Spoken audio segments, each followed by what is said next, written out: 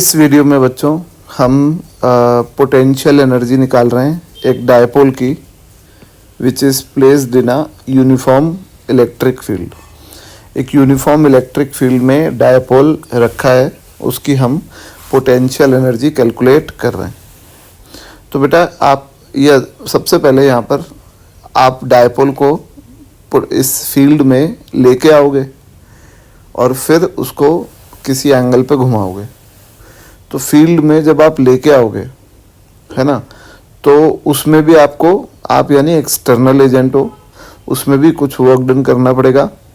और जब आप उसको घुमाओगे against the torque of electric field, तब भी आपको कुछ वर्क डन करना पड़ेगा। तो जो टोटल वर्क डन होगा that would be the potential energy of the dipole. तो सबसे पहले आप एक डायपोल को लेके आ रहे हो इन्फिनिटी से फील्ड में। तो डायपोल को लाओगे तो उसमें आप दो चार्जेस को लेके आओगे। सबसे पहले आप लेके आए मान लो पॉजिटिव चार्ज को और यहाँ रख दिया, है ना। इसको इनफैक्ट आप मान लो कि शुरू में आप पहले नेगेटिव चार्ज को लेके आए और आपने यहाँ रख दिया -Q, ठीक है। तो आपने वर्क डन कितना किया, W1। तो W1 क्या होगा, W1 होगा work done by the external force, उसकी बात कर रहे हैं। तो आप ये सोचो कि इलेक्ट्रिक फील्ड ने तो अट्रैक्ट किया होगा, अगर अपन इन्फिनिटी को यहाँ पे माने, जैसे इन्फिनिटी को अगर अपन कहीं और मान लेते हैं, मान लो यहाँ ले आए, ठीक है। और यहाँ से अपन पहले नेगेटिव चार्ज को लेके आए,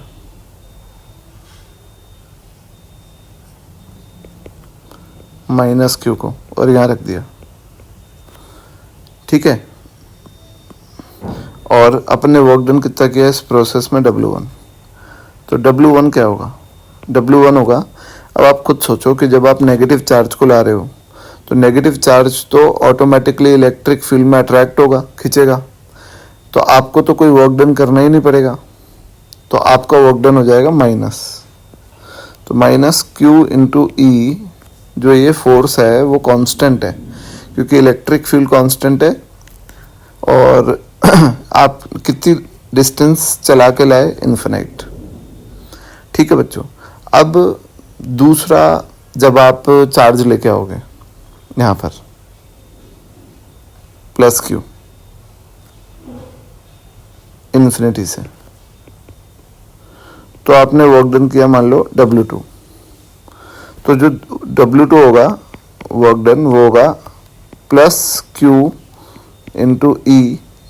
और अब जो है आप डिस्टेंस कितना चले, तो बेटा जो आप डिस्टेंस चले वो इन्फिनिटी से 2a कम चले, इन्फिनिटी से 2a कम चले ना, आप देख लो। तो टोटल वर्क डन कितना हो गया, टोटल वर्क डन हो गया ऐड कर दो दोनों को, तो -QE इंटू इन्फिनिटी और +QE इंटू इन्फिनिटी और -QE इंटू 2a। अब यहाँ पे मैं इन्फिनिटी से इन्फिनिटी प्लस इन्फिनिटी से माइनस इन्फिनिटी कैंसिल आउट कर रहा हूँ, पर इसका मतलब ये नहीं है कि मैथमेटिकली मैंने इन्फिनिटी प्लस इन्फिनिटी से माइनस इन्फिनिटी उड़ा दिया। ये मैं जानता हूँ, आप बिल्कुल अच्छे से सही सोच रहे हो कि ये नहीं हो सकता, पर यहाँ पे बेटा मैथमेटिकली इसको आप मत देखो। आप इसको इस तरीके से देखो कि अगर अपन इस दोनों चार्जेस को, पूरे डायपोल को एक साथ लाए होते, तो एक साथ लाने में -Q थोड़ा ज़्यादा चलता +Q से, कितना ज़्यादा, 2a। तो अपने को कुछ एडिशनल वर्क डन करना पड़ता। तो ये एडिशनल वर्क डन निकाल रहे हैं अपन, जो मैंने इस तरीके से समझाया है, सिर्फ समझ गए।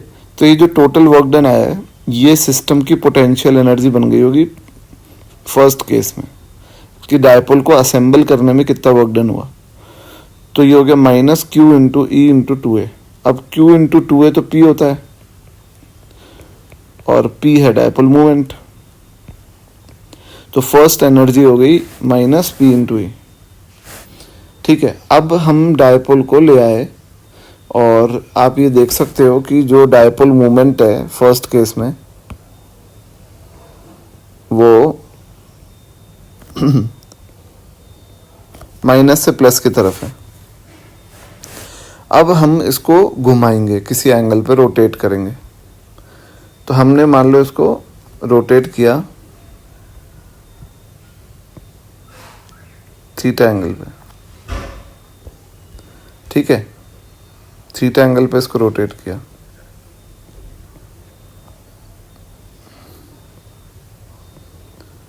तो आप ये देख लोगे कि जो टॉर्क है इलेक्ट्रिक फील्ड का वो इसको क्लॉकवाइज घुमा रहा है, इलेक्ट्रिक फील्ड का टॉर्क, और हमने इसको एंटी क्लॉकवाइज घुमाया है उस टॉर्क के अगेंस्ट। तो वर्क डन जो होगा इसमें हमारा, अब होता क्या है कि जिस तरीके से वर्क डन होता है एफ डॉट डी एस, उसी तरीके से एंगुलर मोशन में वर्क डन होता है integration torque dot D theta. ठीक है, तो यहाँ पे जो वर्क डन है टॉर्क होता है। अब सिंपल बात है कि जो इलेक्ट्रिक फील्ड का टॉर्क है वो क्लॉकवाइज है पी ई साइन थीटा, और हमें स्लोली घुमाना है ना, कि नेट एंगुलर एक्सेलरेशन ज़ीरो रहे। तो अगर नेट एंगुलर एक्सेलरेशन ज़ीरो है तो इलेक्ट्रिक फील्ड जितना टॉर्क हम अपोजिट लगाएंगे तो हमारा टॉर्क भी इलेक्ट्रिक फील्ड वाले टॉर्क के बराबर होगा।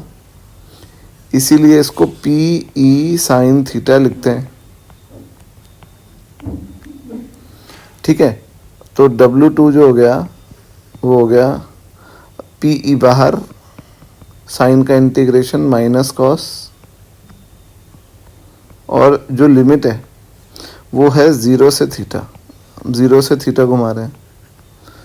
तो वर्क डन आ गया minus P E cos theta minus 1।